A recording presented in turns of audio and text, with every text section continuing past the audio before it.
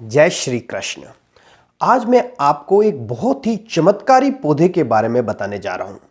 यह पौधा इतना चमत्कारी है, यह इतने सारे काम कर सकता है जिसकी कोई सीमा नहीं है। यह आपके पापों का नष्ट कर सकता है, पापों का नाश कर सकता है, आपकी समस्त कामनाओं की सिद्धि कर सकता है, लक्ष्मी प्राप्ति में काम आ सकता है, और साथ में घर के अंदर किसी भी तरह की अगर कोई नेगेटिव एनर्जी है, भूत प्रेत का कोई वास है, इस तरह की अगर कोई भी नेगेटिव एनर्जी है तो इस पौधे के होते हुए वहाँ नेगेटिव एनर्जी नहीं रह सकती। और साथ में एक बहुत बड़ा काम जो कि इस लोक से परे है, वह काम यह है कि आपको अगर मोक्ष की प्राप्ति चाहिए तो आपके मरने के बाद में भी यह पौधा आपके काम आ सकता है।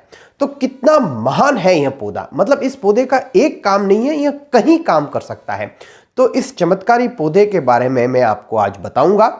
एक आपसे निवेदन है कि आप हमारे चैनल को जरूर लाइक और सब्सक्राइब करें, जिससे आने वाले समय में आपको इससे भी बेहतरीन जानकारियां मिलती रहे, और नोटिफिकेशन बटन को ऑन करके रखें।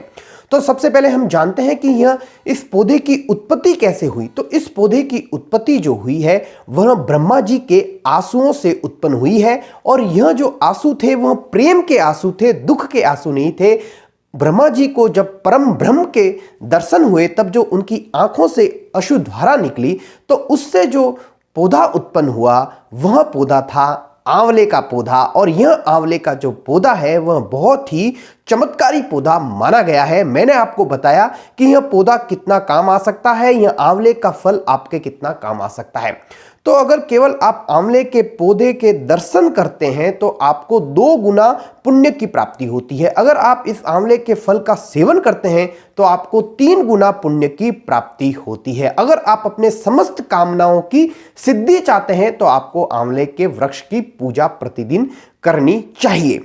अब अगर आप लक्ष्मी प्राप्ति करना चाहते हैं, अगर आप धन की इच्छा रखते हैं, तो आपको आंवले के जल से स्नान प्रतिदिन करनी चाहिए। मगर अगर आप नहीं कर पाए तो एकादशी के दिन तो आपको करना ही चाहिए। आंवले के जल से स्नान एकादशी के दिन तो आपको करनी ही चाहिए। मगर कुछ दिन ऐसे हैं जब आंवले के जल से स्नान नहीं की जाती। वह है अमावस, सप्तमी तिथि, नवमी तिथि, सूर्य ग्रहण, चंद्र ग्रहण, रविवार। इन दिनों में आपको आंवले के जल से स्नान नहीं करनी चाहिए। आप इस बात का ध्यान रखें। अब मैंने आपको यह बताया कि जिस घर के अंदर आंवले का पौधा होता है, यहाँ आंवले का फल होता है, वहां किसी भी तरह की नेगेटिव एनर्जी नहीं आ सकती। वहां पे भूत प्रेत पिशाच ऐसी शक्तियां प्रवेश नहीं कर सकती है। तो अगर आपको ऐसा लगता है कि आपके घर में कोई नेगेटिव एनर्जी है तो आपको आंवले का पौधा घर के अंदर जरूर लगाना चाहिए, और इसका फल जो है आपको अपने घर पे रखना चाहिए। अब साल के कुछ विशेष दिन होते हैं जब आपको आंवले के पौधे की पूजा जरूर करनी चाहिए।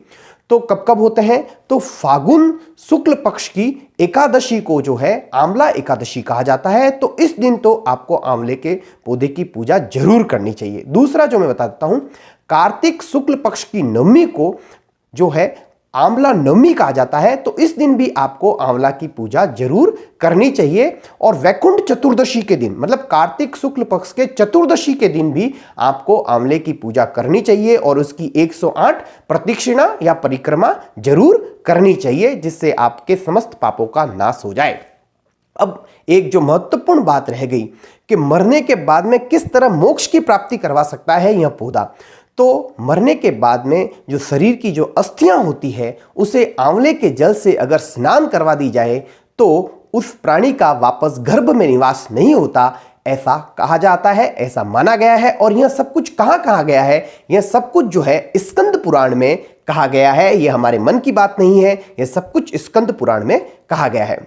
उम्मीद करता हूं कि आपको यह सारी जानकारी बहुत ही अच्छी लगी होगी, और आप आगे भी इस तरह के वीडियो हम लेके आए, हमारा मनोबल बढ़ा रहे, तो हमारे चैनल को जरूर लाइक करें, सब्सक्राइब करें, और अपने मित्रों के साथ जरूर शेयर करें। जय श्री कृष्ण। और आंवले का पौधा अपने घर में जरूर लगाएं।